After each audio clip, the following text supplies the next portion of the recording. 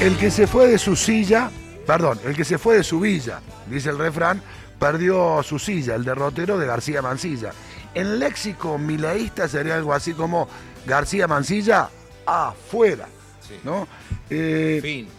Con la torpeza propia de un gobierno amateur, y le digo porque es un partido político que no tiene experiencia en prácticamente nada. Recuerden que Milei en 2021 logró por primera vez ser diputado junto con Victoria Villarroel y de ahí pasó directamente a ser presidente de la Nación. Ayer alguien recordaba cómo en el Hotel Libertador, esos días de transición entre que gana Milei el balotaje y asume finalmente, cómo fueron armando el gobierno, y era casi el que se anotaba, el que pasaba por ahí le tiraban un cargo.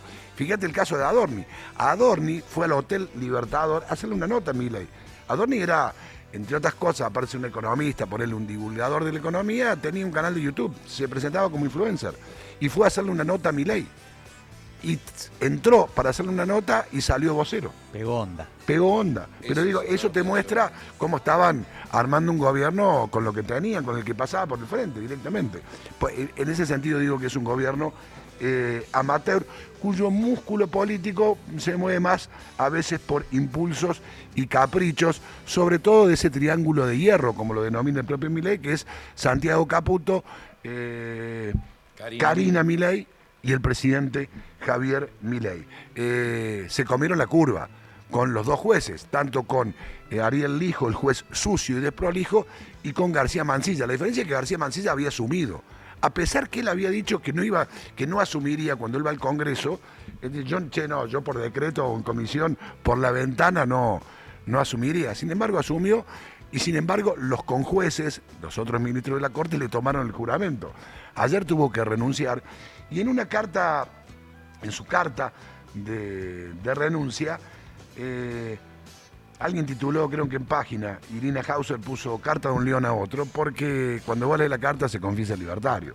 No, confiesa que está de acuerdo con todo lo que está haciendo Milei, aún con la falta de institucionalidad que significaba que él mismo había sido nombrado en comisión por un decreto e ingresado al máximo Tribunal de Justicia de la Argentina por la claraboya del baño. Cuando vos lees toda la carta, que es larga, tiene 6, 7 carillas más o menos, termina diciendo, che, yo vine porque esto olía mal, tenía hedor a casta, y vine para mejorarlo. Ahora me tengo que ir porque no me dejan. Es una carta en la cual él niega haber dicho lo que dijo, ¿no?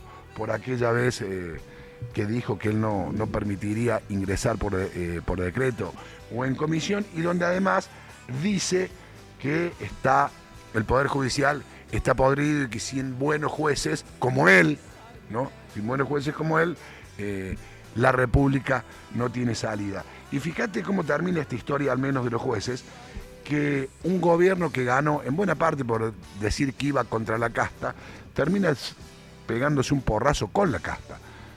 Lijo es el representante más genuino, el rey de la casta judicial. Dicho por todos, en esto, mirá, no hay nadie que se anime a desmentirlo, no hay contradicciones. Todos coinciden de los distintos espacios políticos que un representante puro y duro de la casta judicial era Ariel Lijo. Y sin embargo, termina tropezando con su propia impericia el gobierno, y continuaremos con una corte por ahora de 3, con un trío de cortesanos. Habrá que ver a quienes vuelven a proponer desde el gobierno, seguramente esperando que pasen las elecciones de octubre, donde esperan tener una buena performance que le dé un poco más de tropa propia, un poco más de número. Ahora, siendo muy optimistas, supongamos que metan todos los senadores que pudieran meter, tampoco les alcanzaría el número.